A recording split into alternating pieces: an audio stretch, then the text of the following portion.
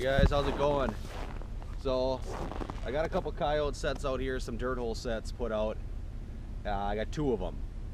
So last week and this week I was kind of doing an experiment with flake antifreeze and no flake antifreeze, and I'm going to show you the difference here, because what I'm think's happening is the flake antifreeze, it has its purpose, don't get me wrong.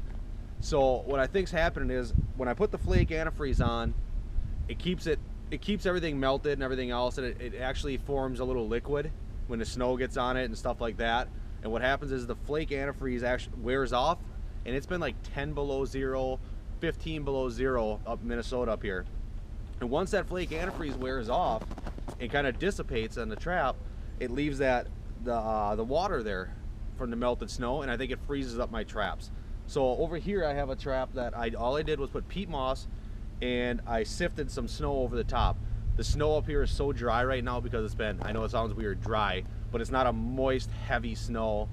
It's nice, light, and really crystallized, let's say.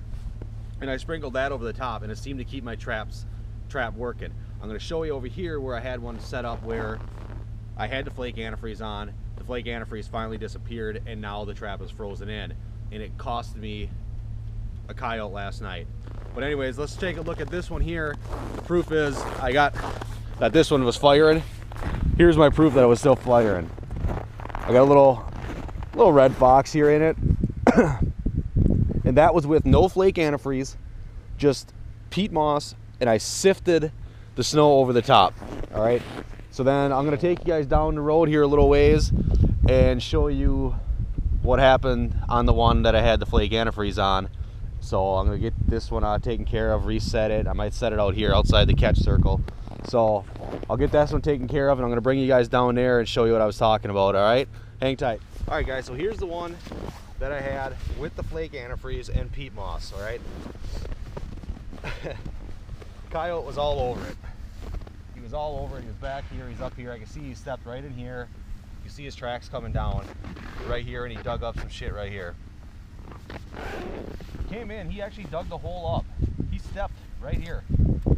This is all frozen. All frozen. And I know people are gonna say, oh yo, you gotta use the flake antifreeze and everything else. You're right, it has its purpose, it has its place.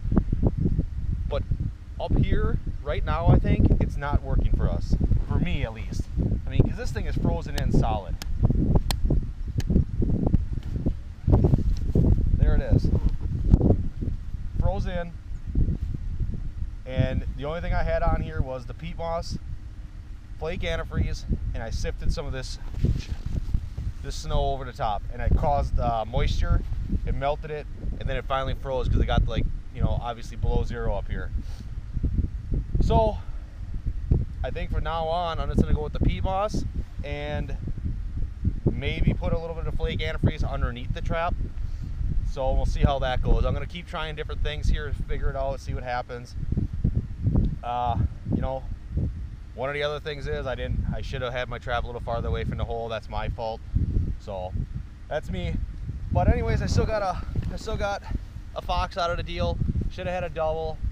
I got some snares to check today on some other properties, so I'm gonna go check those. And I think we put out like 20 yesterday. So hopefully with this cold weather, the coyote's been moving. I got that fox on Southern Snares Dirty Bird and pure gator oil. So, and it sat there for a few days, and I had some stuff come by it, but nothing really committed until I had this fox last night. So, all right, well, I'm gonna get going, get checking out some more stuff because it's cold out here. We'll get back to you soon. Thanks, guys.